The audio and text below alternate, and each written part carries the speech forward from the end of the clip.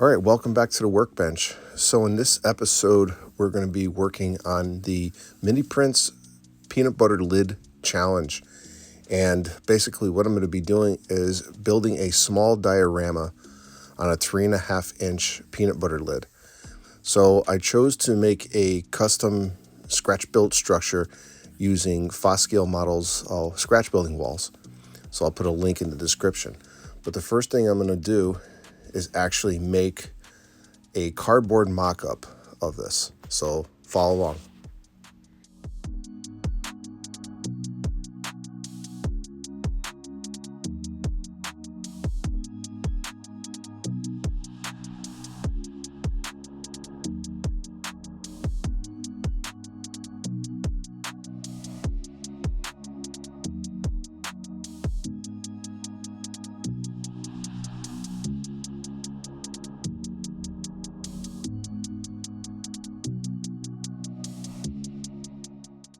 So you're probably noticing this is not my actual workbench, but I'm actually on vacation, but I figure I'd bring a nice little project to work on.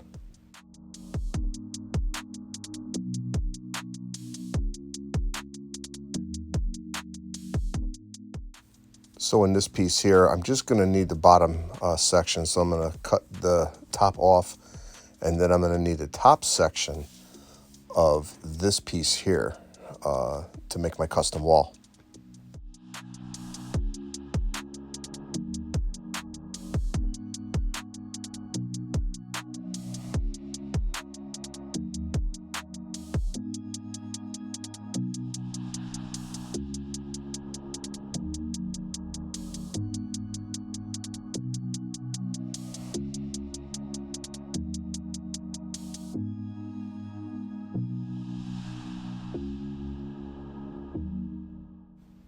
I always like to double and triple check the measurements before I cut.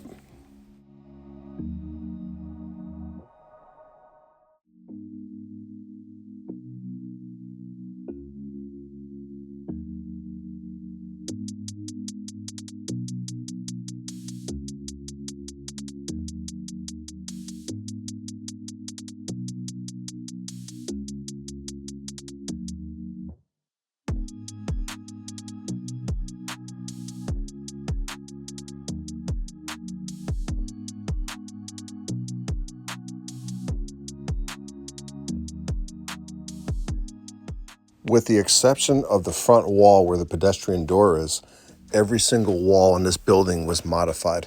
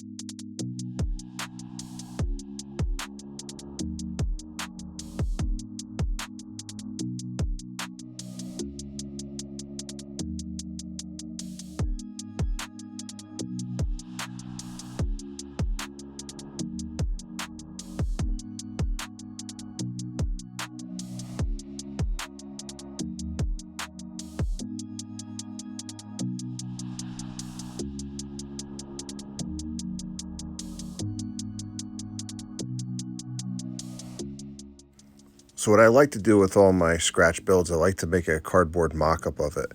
And normally before I cut the actual pieces, I make the actual cardboard mock-up, but I'm changing up a little bit in this scenario. So what I'm about to find out is that the bump out that I originally had is not going to work.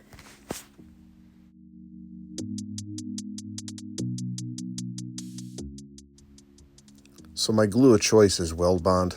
I find that it sets up a lot quicker than normal wood glues, and it's pretty strong, so I highly recommend it. You can find it online at Home Depot.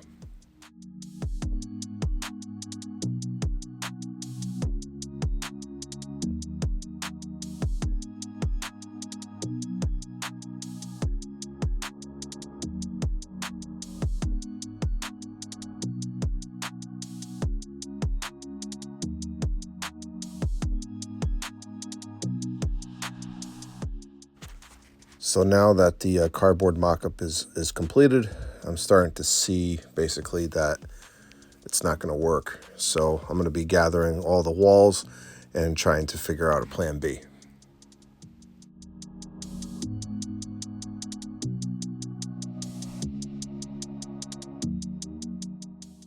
So after taking a look at what I've created, I figured out a plan B. So now I got to get building. So the next step is to prepare the walls, and I'm going to sand all the edges down where I actually cut the walls, and then any other edges that I see that need to be done.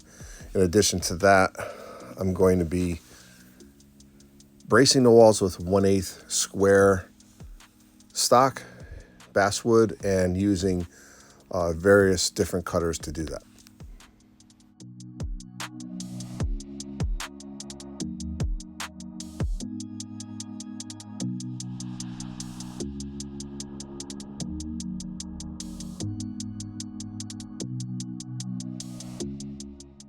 So the next step is I'm going to be distressing the wood using the Micro Mark wood distressing tool.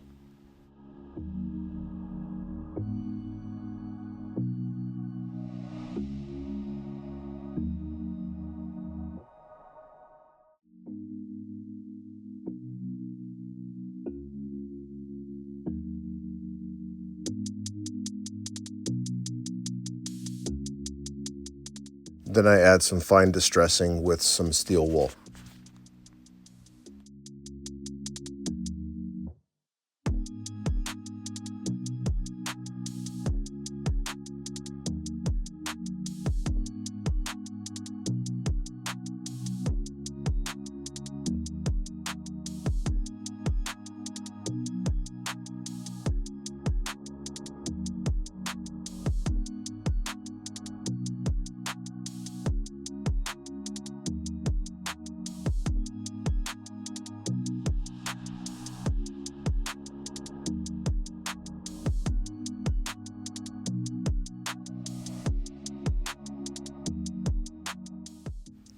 Now the walls are going to get a treatment of alcohol and India ink wash, and I'm going to be using a dark wash on this.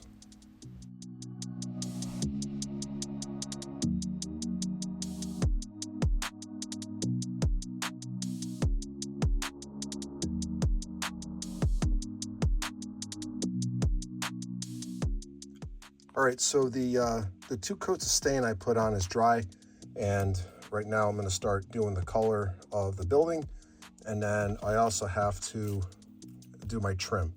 So what I'm using for trim is I will be using, I can separate them, I'll be using a scale 2x4, scale 1/16 square, these will be the corner boards. The 2x4s I'm using for the trim around the garage door. And I'll be using 2x6s. And these are going to be used for the trim on the top of the building. And also I'm going to put it on top of this section here near the roof. So let me get started. I'm going to get the colors on, and then I will get these all weathered up as well. So we'll be back.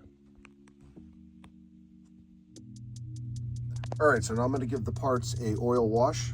What I did was I put nail holes, and I also lifted a whole bunch of boards on this. So let me get the oil wash out, and then we'll get all these parts all weathered up some more.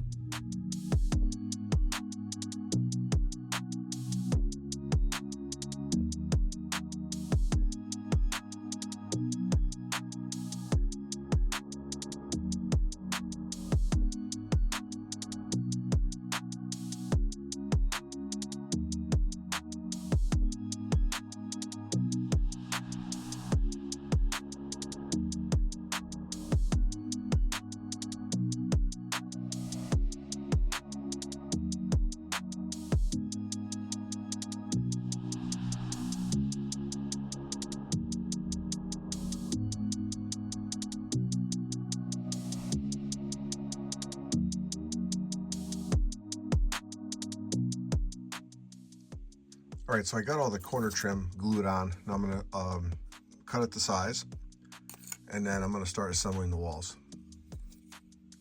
All right, and I also have the windows primed up in the doors, and we're gonna be weathering those as well. So we'll be back. So these are a must-have if you're building Craftsman kits. These 1, 2, 3 blocks, they're not cheap, but they're worth it. You get some nice right angles with them. They double as weights, and highly recommend them. So check them out. You can get them online. All right, so I got the structure assembled, and right now I'm going to let it dry overnight, and I'm going to continue on. So I'll probably end up painting the windows tomorrow, making the roof cards, and then start getting the base of this model together, or this diorama. So I'll see you at the next update.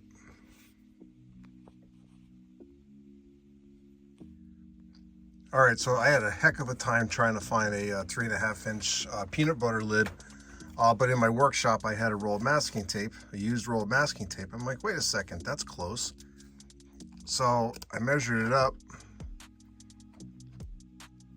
It's 3.5 inches. So what I decided to do was cut a piece of Homosote out, and it's the size, and then I'm going to make this a little bit of a diorama. And then after the contest, I'm going to take it off here and then plant this somewhere on the layout, since I used 1/2-inch Homosote. So let me get back to work, and then I'll show you some more progress. All right, so I got some 3D printed mailboxes. So I was able to get these all painted.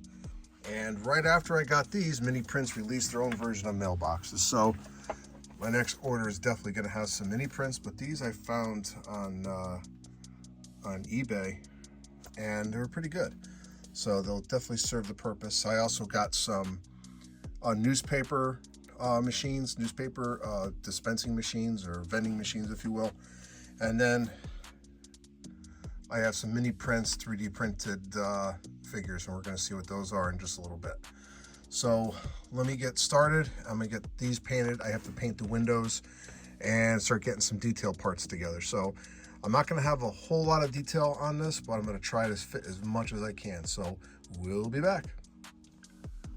All right, so I've been painting these detail parts. So I'm painting mailboxes and also newspaper vending machines. And what I'm going to do now is I'm just going to go over the colors I used. So these are 3D printed, and the primer that I used was from Napa, and it's a DC 541 primer. And that's the red primer. And then for the mailbox blue, I used Apple Barrel Bright Blue.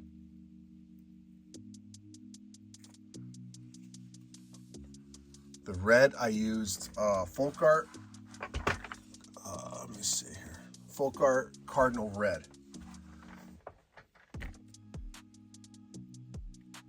And then for the yellow, I use Apple Barrel Bright Yellow. All right, so basically what I did and how I painted them is that all I used was a sponge, and just like this is a grout sponge, and I cut it into small pieces, as you can see here. And then I used these tweezers that are self-locking.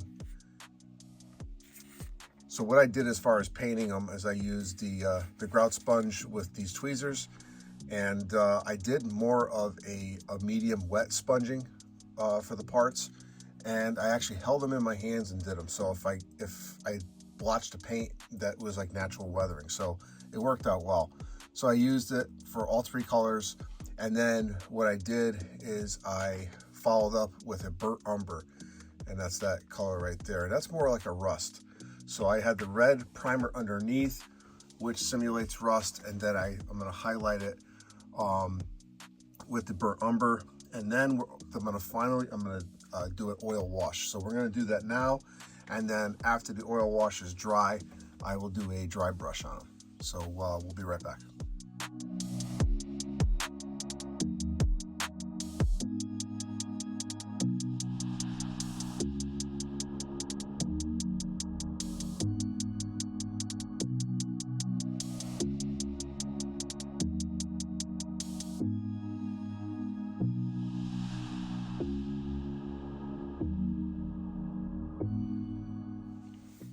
All right, so I wanted to put a mixture of natural scenery and concrete, and so what I'm going to use to make the concrete around the building.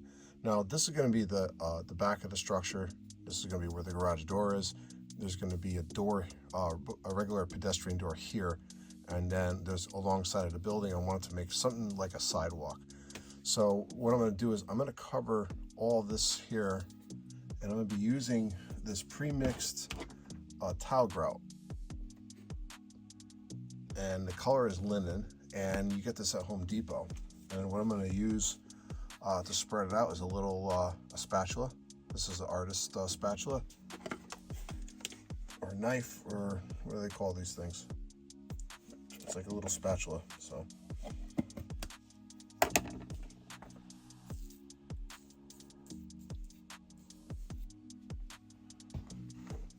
basically, I'm just going to put it on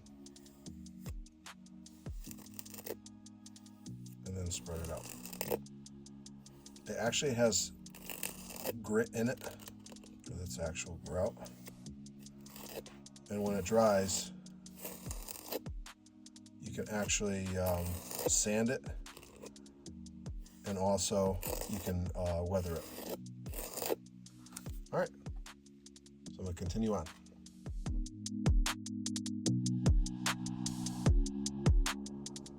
All right, so it came out pretty good. If I can zoom in on that. So we're gonna let that dry overnight, and then we're gonna come back tomorrow, and I'm gonna lightly sand it. I may distress it a little bit, and then we'll add some more scenery later once we put the building on. So I'm gonna call it a night. We got the garage doors. All the doors are all weathered up, ready to go. I just put actually 3 coats of oil washes on the parts, so it's definitely coming out good. So I'm gonna call the night, and then we'll be back in the morning. All right, so basically I got some scenery in place. I took off the tape, and I got this sanded, and I weathered it. I put a really good wet coat of dark alcohol and India ink wash. And then I'm using 2 types of scenery to start.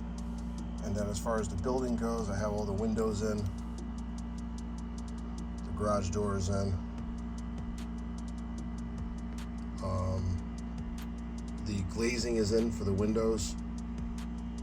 The roof cards are done. That roof is done. So basically it's gonna sit right around here. So, but there's more to come on this. So I'm gonna call it a night, and I'll be back at it tomorrow. All right, so making a lot of progress on the building. I was able to put in all the trim around the top of the roof, and also along the peak. I also added the roof tar around the flat portion of the roof, and I'm actually cutting the shingles for the angled part of the roof. And I have all the signs made up for the building. So we're going to start cutting these out, and I'm going to show you where I'm going to put all these signs. We'll be right back. All right, so basically I got the roof on. I was able to make the sign, and I put a slight weather on the roof. I still have a little bit more to go on that, and I want to weather the shingles a little bit more. I installed some vent pipes, and I'm starting to actually place some of the castings to see where they're going to go. I got a scale here, and then on this side I put a sign. I put another vent pipe here. So it's definitely coming along. I actually added asphalt at the edge of the garage door, but I'm almost done. So let me keep going, and then I'll show you some more progress. All right, so one thing I do want to show you is the actual shades are paint samples from the local big box stores. And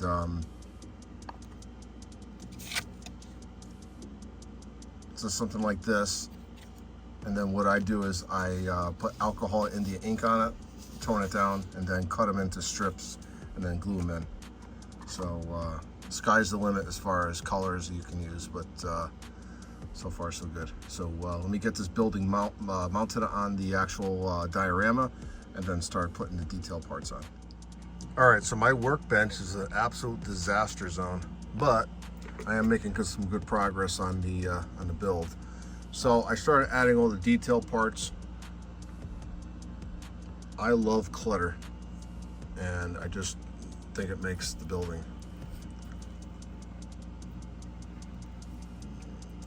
So what I'm going to do now is I'm going to add some grass tufts around the building here and there, and then I'm going to add the weathering powders. After that, I got to paint 2 figurines, and then I also have to put a light here. So let me get back to work.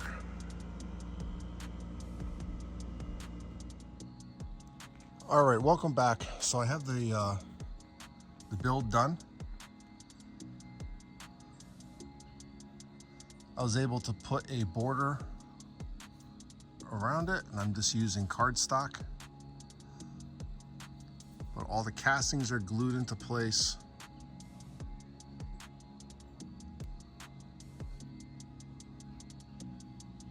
I got all the mailboxes in, all the newspaper machines are in.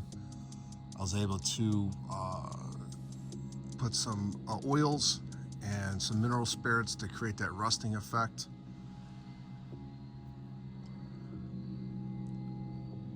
At the front there, and I added leaves in the corners here.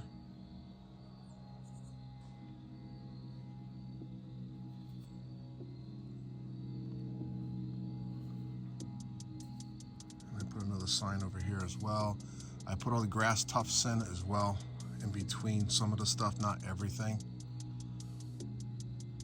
But these definitely fill those little voided or little spots on your layout or diorama. If you want to occupy that with something other than a casting, a little grass tuft here and there will go well. And I use 2 different types of grass tufts. So I use this one here, and then also, let me see if we can zoom in on that one there. This is a late summer, and this is like, I'm sorry, this is early summer, and this is like a late summer one I used. And then of course I put the grass tufts near the figures as well.